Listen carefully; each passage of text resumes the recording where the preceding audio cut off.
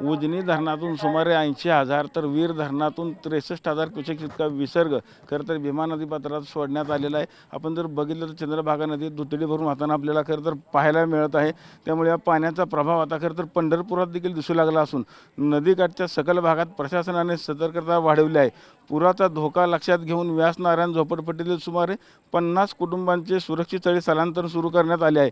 नगराध्यक्षा प्रणिता भालके आणि मुख्याधिकारी महेश रोकडे यांनी काल रात्रीपासूनच या भागात ठाण मांडले असून नागरिकांना सुरक्षित ठिकाणी जाण्याचे आवाहन करत स्थलांतरण प्रक्रियेत स्वतः सहभाग घेतला असल्याचे आपल्याला खरं तर पाहायला मिळत आहे। नगरपालिका प्रशासन असेल, महसूल असेल, पोलीस आणि आपत्ती व्यवस्थापन पथके घटनास्थळी खरं तर तैनात असून नागरिकांना आवश्यक ती मदत आणि सुरक्षित निवारा उपलब्ध करून देण्याचे काम आता सुरू असलेलं आपल्याला पाहायला मिळतं। आपण आता बघू शकतो की स्वतः नगराध्यक्ष असतील, सगळे जे काही प्रशासकीय अधिकारी ते स्वतः खरं तर तिथं जातीनं लक्ष ठेवून असलेले आपल्याला पाहायला मिळतात। प्रत्येक नागरिकाशी खरं तर संवाद साधतात की जेणेकरून घरात पाणी यायच्या आधी खरं तर स्थलांतरित करा। आपल्याबरोबर नगरपालिकेचे महेश रोकडे साहेब काय सांगतात, कशा पद्धतीने स्थलांतर सुरू आहे? काल उजनी आणि वीर धरणाचं टोटल मिळून 1,45,000 क्युसेस इतकं पाणी उजनी म्हणजे पात्रामध्ये सोडलेलं आहे। ते पाणी आता पंढरपूरच्या जवळपास येतं आहे, मात्र त्यात कमी करून 20,000 क्युसेस कमी केलेले आहे। तरी परंतु 1,40,000 क्युसेसचा हितप्रवाह आल्यानंतर आपला इथं व्यासनारायणचा झोपडपट्टीचा भाग आणि पुढच्या झोपडपट्टी असे 2 झोपडपट्टीचा भाग आपल्या ह्याच्यात बाधित होतो। त्याच्यासाठी आम्ही इथल्या नागरिकांना सर्व नगर परिषद प्रशासनाच्या वतीनं आवाहन केलेलं आहे। त्यांची 2 ठिकाणी राहण्याची सोय केलेली आहे, म्हणजे रायगड मठ आणि रामबाग मठा ठिकाणी।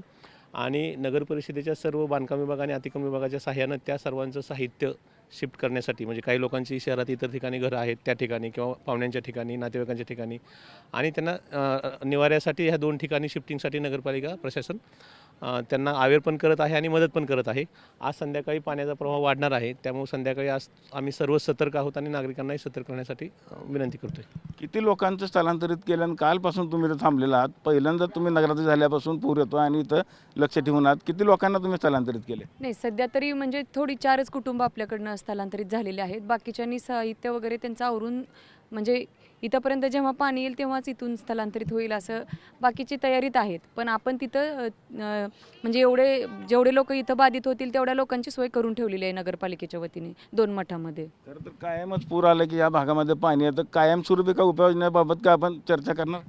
नक्की ह्याच्यानंतर बघू आता हे कसं होणार आहे काय, आणि इथल्या लोकांना पहिला विश्वासात घ्यावं लागेल आणि त्यांच्यासोबत चर्चा करून परत आपण काही उपाययोजना करू शकतो का ह्याच्यावरती चर्चा करू। किती पाणी आत दिलं, किती घरं स्थलांतरित होणार आहेत आता? सध्या तरी 50 कुटुंबाचं बांधून ठेवलेलं आहे आणि जसा पाण्याचा म्हणजे हे होईल, प्रवाह वाढेल त्या अनुषंगाने आपण तसं ठरवू शकतो। एकदम असं किती कुटुंब जातील ह्याचे हे नाही आहे सध्या घडीला तरी। आपण बघितलं असेल की जवळपास 50 कुटुंबांना स्थलांतरित करण्याच्या सूचना दिलेल्या आहेत आणि संध्याकाळपर्यंत हे पाणी खरं तर झोपडपट्टीत शिरण्याची शक्यता खरं तर वर्तवली जात आहे। पंढरपुरातून कॅमेरामॅन विनोदसह रवी लवेकर, TV9 मराठी।